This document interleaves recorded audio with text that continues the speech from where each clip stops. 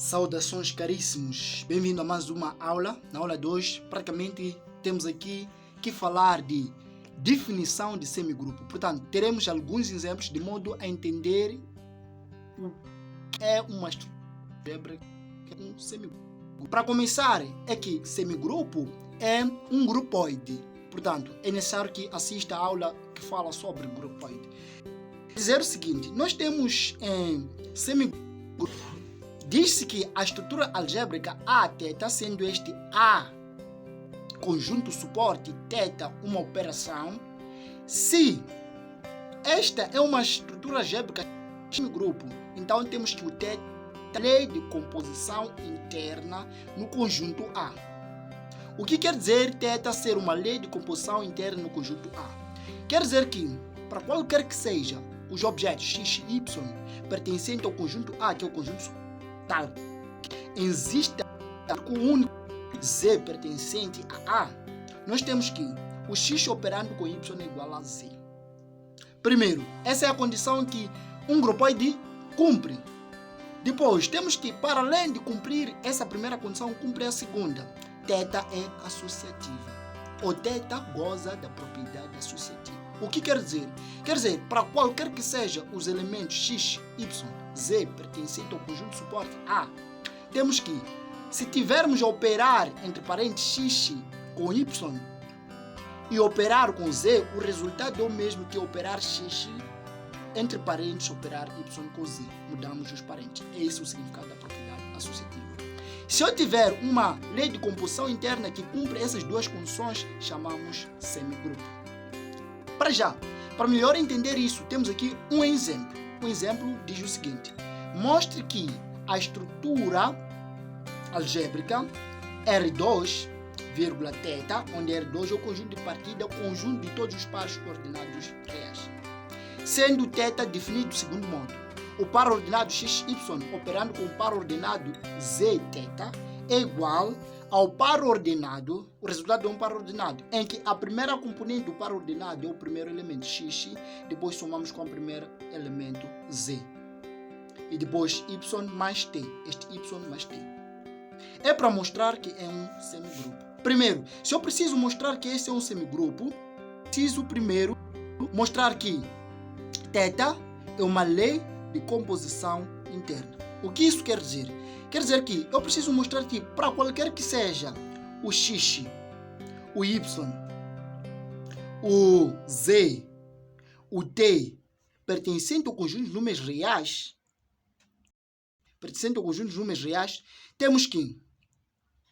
temos que existe somente um único x mais z, y mais t, que pertence ao conjunto R2.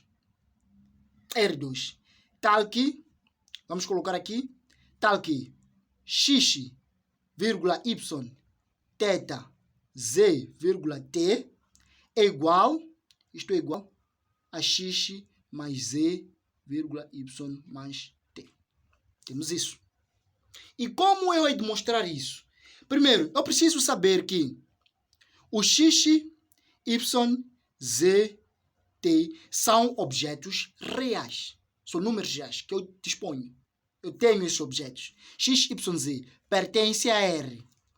O que quer dizer? Eu preciso mostrar que x mais y, primeiro, basta eu mostrar que x mais z, salvo erro, também pertence a R.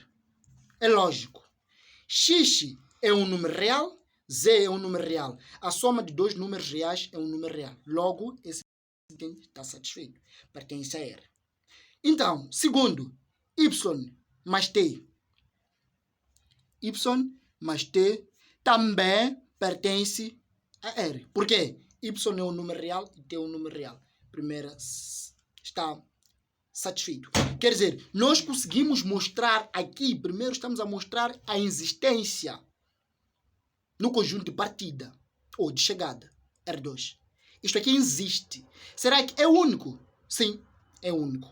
Porque a soma de dois números reais é um único número real. Então, está satisfeito. Logo, θ é uma lei de composição interna no conjunto R2. R2. Por quê? Inicialmente, nós dissemos que o x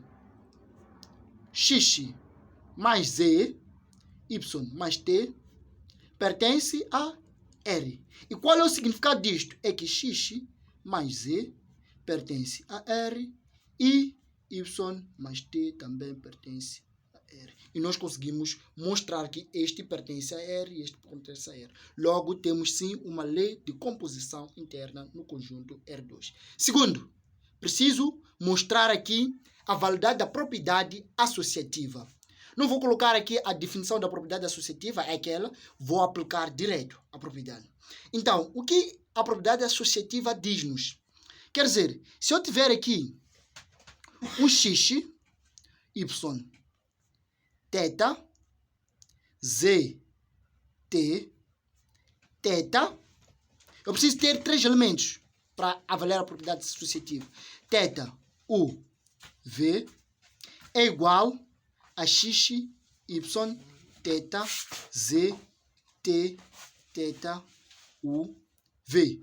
Agora só preciso mudar os parênteses. Quer dizer, vou colocar o primeiro parênteses aqui, a nossa escolha, e vou colocar os segundos parênteses aqui.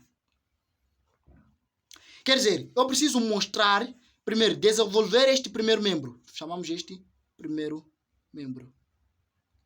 E depois desenvolver este segundo membro.